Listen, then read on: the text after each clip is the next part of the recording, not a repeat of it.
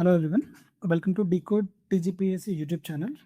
So ఈ వీడియోలో చూసుకున్నట్లయితే 24th జూన్ 2026 రోజు జరిగినటువంటి ఫీల్డ్ అసిస్టెంట్ ఎగ్జామ్కి సంబంధించినటువంటి ఒక 50 క్వశ్చన్లను అయితే మనం అనాలిసిస్ చేసాము. ఈ క్వశ్చన్స్ అన్ని మెమరీ బేస్డ్ క్వశ్చన్స్ అండి, ఎగ్జాక్ట్గా ఎగ్జామ్లో అడిగినటువంటి క్వశ్చన్స్. సో ఫస్ట్ క్వశ్చన్ అయితే చూసుకుందాం. సో ఎగ్జామ్కి సంబంధించిన డీటెయిల్స్ చూసినట్లయితే సో ఇది 24th 6th రోజు జరిగిందండి. షిఫ్ట్ వచ్చేసి ఆఫ్టర్నూన్ షిఫ్ట్ 1 o'clock నుంచి 3 o'clock వరకు జరిగిన ఎగ్జామ్. సో వీటికి సంబంధించిన క్వశ్చన్స్ అయితే ఒకసారి చూద్దాం. సో ఫస్ట్ క్వశ్చన్ చూసుకున్నట్లయితే చంద్రుడి యొక్క అధ్యయనాన్ని ఏమంటారని అయితే అడిగారు. సో ఆన్సర్ వచ్చేసి సెలనాలజీ. నెక్స్ట్ క్వశ్చన్ చూసుకున్నట్లయితే December 9th 2009 రోజున తెలంగాణ రాష్ట్ర ఏర్పాటును ఏ కేంద్ర మంత్రి ప్రకటించారని అయితే అడగడం జరిగింది. దీనికి ఆన్సర్ వచ్చేసి కేంద్ర హోంమంత్రి అండి. ఎవరంటే చిదంబరం గారు. నెక్స్ట్ క్వశ్చన్ చూద్దాం. క్వశ్చన్ వచ్చేసి ప్రపంచంలోని తొలి కృత్రిమ ఉపగ్రహం ఏదని అయితే అడిగారు. Which is the world's first artificial satellite? Answer వచ్చేసి స్పుత్నిక్ 1. అదే ఇండియాకి సంబంధించి చూసుకున్నట్లయితే రోహిణి అండి. నెక్స్ట్ క్వశ్చన్, చిల్లర దేవుళ్ళు అనే నవలను రచించింది ఎవరనైతే అడిగారు. దీనికి ఆన్సర్ వచ్చేసి దాశరథి రంగాచార్య. నెక్స్ట్ క్వశ్చన్ చూద్దాం. ఇంక్విలాబ్ జిందాబాద్ అనే నినాదాలు ఇచ్చింది ఎవరైతే అడిగారు. సో దీనికి ఆన్సర్ వచ్చేసి భగత్ సింగ్. నెక్స్ట్ క్వశ్చన్ చూసుకున్నట్లయితే భారత అణుశాస్త్ర పితామహుడు అని ఎవరిని అంటారని అయితే అడిగారు. దీనికి ఆన్సర్ వచ్చేసి హోమీ జహంగీర్ బాబా. నెక్స్ట్ క్వశ్చన్ చూద్దాం. సో హైదరాబాద్ నగరాన్ని నిర్మించినది ఎవరైతే అడిగారు. దీనికి ఆన్సర్ వచ్చేసి మహమ్మద్ కులీ కుతుబ్ షా. 8th క్వశ్చన్ చూస్తే 2025లో నోబెల్ శాంతి బహుమతి గ్రహీత ఎవరినైతే అడిగారు. దీనికి ఆన్సర్ వచ్చేసి Maria Corina Machado. 9th question చూద్దాము. భారత తొలి సుప్రీంకోర్టు మహిళా న్యాయమూర్తి ఎవరినైతే అడగడం జరిగింది. దీనికి ఆన్సర్ వచ్చేసి ఫాతిమా బీవి. 10th క్వశ్చన్ చూస్తే ఇండియాలో ఎన్ని టైమ్ జోన్స్ ఉన్నాయి అని అయితే అడిగారు. దీనికి ఆన్సర్ వచ్చేసి 1 అండి. సో ఏంటంటే అది ఐఎస్టి.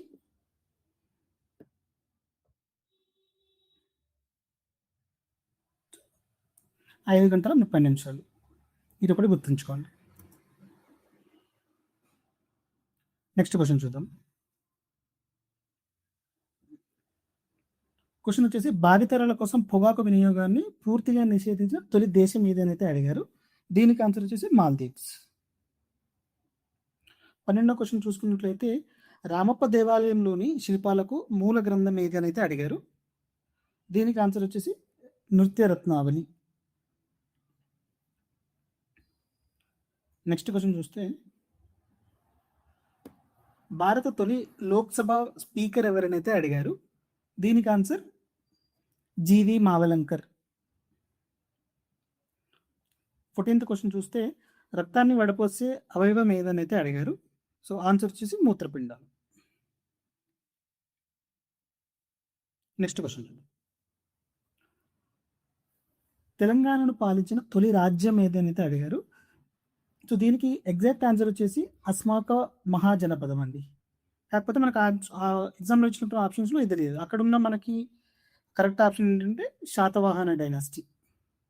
సో ఇక్కడ గుర్తుంచుకోవాల్సిన పాయింట్ ఏంటంటే తొలి రాజ్యం ఏది అని అడిగినప్పుడు అయితే అస్మాక్ మహాజనపదం, లేదు తొలి రాజ్య వంశం ఏది అని అడిగినప్పుడు మాత్రం మనం పెట్టాల్సిన ఆన్సర్ ఏంటంటే శాతవాహనం.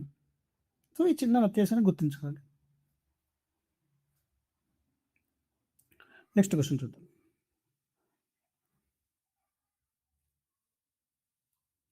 సో ఈ క్వశ్చన్ వచ్చేసి ఇండియాలోని తొలి అణు కేంద్రం ఏదైతే ఎగ్జామ్లో అడిగారు.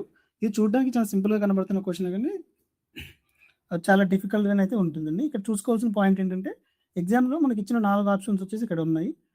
ట్రాంబే ఒకటి ఉంది ఆప్షన్స్లో, అండ్ అలాగే తారాపూర్ కూడా ఉంది ఆప్షన్గా, అండ్ పోఖ్రాన్ కూడా ఉంది, ముంబై కూడా ఉంది.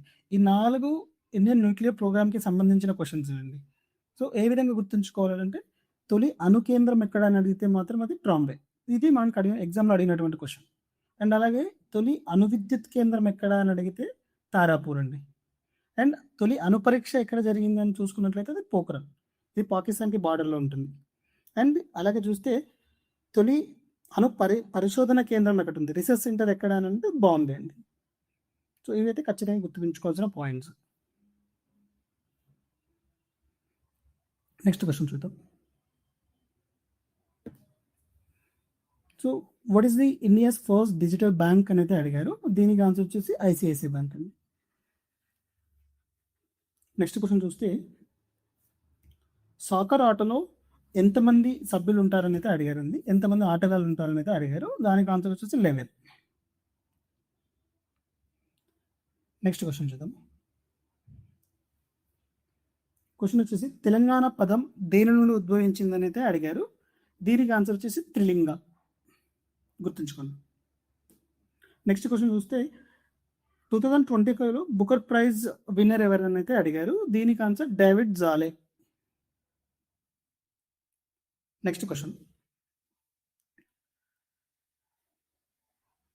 So which state has the longest coastal line in India అని అయితే అడిగారు. దీనికి ఆన్సర్ వచ్చేసి గుజరాత్ అండి.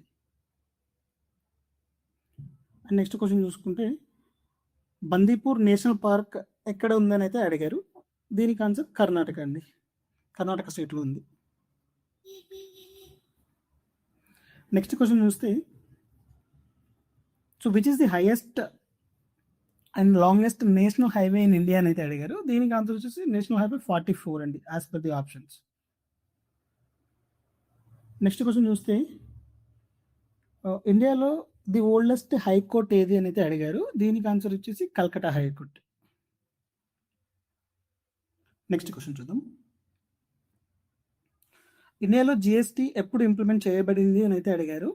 దీనికి ఆన్సర్ వచ్చేసి జూలై 1, 2017 అండి. నెక్స్ట్ క్వశ్చన్ చూస్తే ఊరు మనదిర వాడ మనదిర పాటను రచించింది ఎవరని అయితే అడిగారు. దీనికి ఆన్సర్ వచ్చేసి గూడ అంజయ్య. నెక్స్ట్ క్వశ్చన్ చూద్దాము.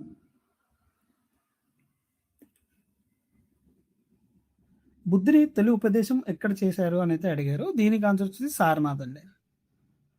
ఇదే టాపిక్ మీద జూనియర్ అసిస్టెంట్ ఎగ్జామ్స్లో కూడా క్వశ్చన్స్ అయితే అడగడం జరిగింది.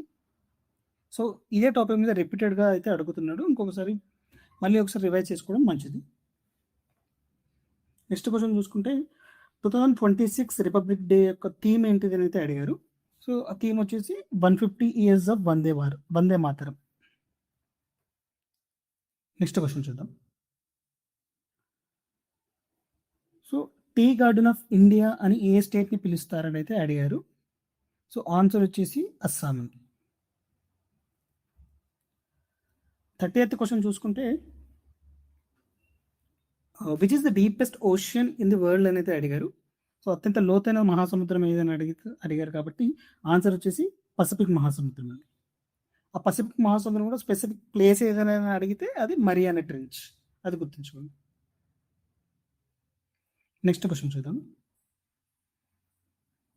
సో తెలంగాణ రాష్ట్ర అధికారిక చిహ్నాన్ని రూపొందించింది ఎవరనైతే అడిగారు. దీనికి ఆన్సర్ వచ్చేసి ఆలి లక్ష్మి. సో ఒకసారి చూసుకున్నట్లయితే ఇవన్నీ సింబల్స్. ఇది వచ్చేసి 2014లో తయారు చేయడం జరిగింది. అండ్ ఇప్పుడు కూడా ఇదే ప్రామాణికంగా అయితే తీసుకుంటున్నారు. అండ్ పక్కన సింబల్ చూసుకున్నట్లయితే ఇది 2024లో జరిగింది, రేవంత్ రెడ్డి గారి హయాంలో. సో ఈ రెండింటికి చిన్న డిఫరెన్స్ అయితే చూసుకోండి. నెక్స్ట్ క్వశ్చన్ చూసుకున్నట్లయితే భూ వాతావరణంలో అత్యధికంగా ఉన్న వాయువు ఏదని అయితే అడిగారు. దీనికి ఆన్సర్ వచ్చేసి నైట్రోజన్ అండి. నెక్స్ట్ క్వశ్చన్ చూద్దాము. సో సింధు నాగరికత కాలం ఏంటి అని అయితే అడిగారు. దీనికి ఆన్సర్ వచ్చేసి క్రీస్తు పూర్వం 2500 సంవత్సరం నుంచి 1750 అండి. మరి ఎగ్జామ్లో వచ్చినటువంటి ఆప్షన్స్లో ఇవి ఉన్నాయా లేదైతే తెలియదు. అఫీషియల్ కీ వచ్చాక ఒకసారి క్రాస్ చెక్ చేసుకోవడం మంచిది.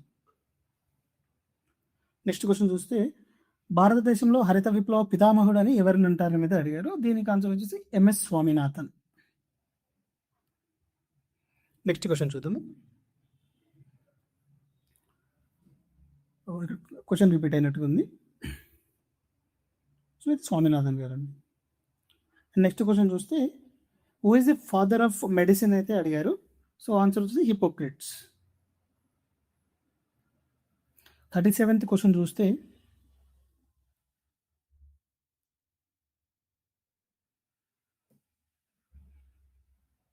ఏ దేశాల గుండా 0 డిగ్రీ లాంగిట్యూడ్ వెళ్తుందని అయితే అడగడం జరిగింది భూమధ్య రేఖ. సో దానికి ఆన్సర్ వచ్చేసి ఇంగ్లాండ్ అండి, గ్రీన్విచ్ గుండా వెళ్తుంది.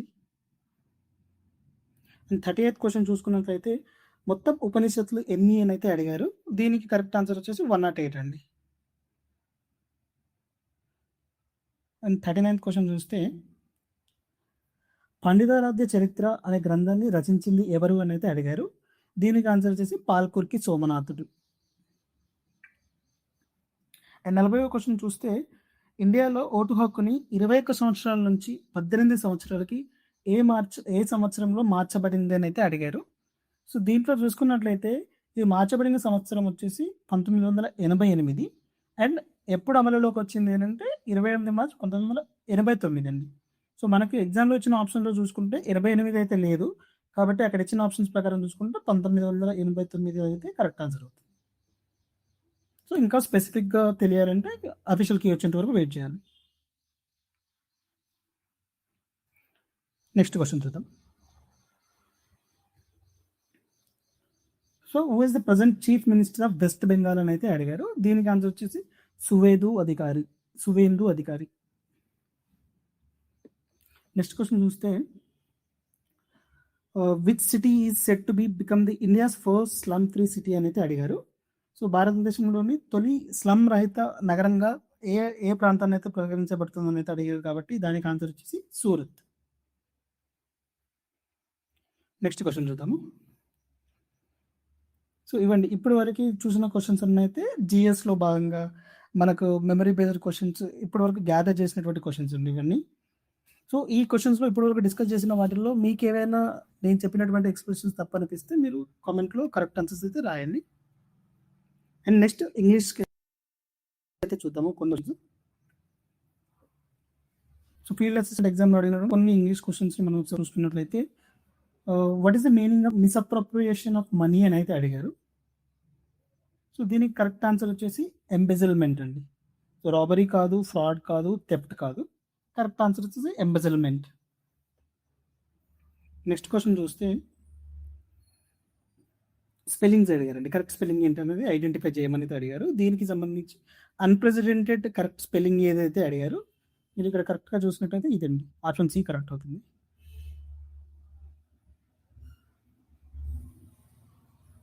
నెక్స్ట్ క్వశ్చన్ చూస్తే ఫిల్ ఇన్ ద బ్లాంక్స్ టైప్లో అడిగారు. ఈ క్వశ్చన్ ఒకసారి చూసుకున్నట్లయితే I don't like coffee dash tea అని అడిగారు. సో ద కరెక్ట్ ఆన్సర్ వచ్చేసి ఆర్ అండి, I don't like coffee or tea. Next question చూస్తే అగైన్ స్పెల్లింగ్స్ అడిగారు. సో దీనికి సంబంధించిన కరెక్ట్ స్పెల్లింగ్ వచ్చేసి ఇదండి, AUSTERE ఆస్టర్. నెక్స్ట్ క్వశ్చన్ చూస్తే అగైన్ స్పెల్లింగ్స్ అడిగారు. ఇన్హెరిటర్ యొక్క కరెక్ట్ స్పెల్లింగ్ ఏంటి అనేది అడిగారు. సో ఆన్సర్ వచ్చేసి INHERITOR, inheritor. So 47th question చూస్తే a list of items to be discussed at a meeting is called dash అనేది అడిగారు. దీనికి కరెక్ట్ ఆన్సర్ వచ్చేసి ఎజెండా అండి. నెక్స్ట్ క్వశ్చన్ చూస్తే సినోనిమ్స్ అడిగారు. పిఓస్కి కరెక్ట్ సినోనిమ్ ఏంటి అయితే అడిగారు. సో ఆప్షన్ ఎగ్జామ్లో వచ్చినటువంటి ఆప్షన్స్ అయితే నాకు ఎగ్జాక్ట్గా గుర్తులేవు, కాకపోతే దానికి సంబంధించిన కరెక్ట్ సినోనిమ్ అయితే రిలీజ్ చేసింది. సో దీనికి రిలేటెడ్గా ఉన్న ఆన్సర్ మీరు పిక్ చేసుకున్నట్లయితే కరెక్ట్ అవుతుంది అది ఆన్సర్. నెక్స్ట్ క్వశ్చన్ చూస్తే సీజ్కి సినోనిమ్ ఏంటి అయితే అడిగారు. సో ఈ ఆప్షన్స్ ప్రకారం ఆప్షన్ ఎలిమినేషన్ చేసుకుంటూ పోయినట్లయితే మనకి ఇంక్రీజ్ కాదు, బిగిన్ కాదు, అండ్ కంటిన్యూ కూడా కాదు. సో కరెక్ట్ ఆన్సర్ వచ్చేసి స్టాప్ అవుతుందండి సీజ్కి.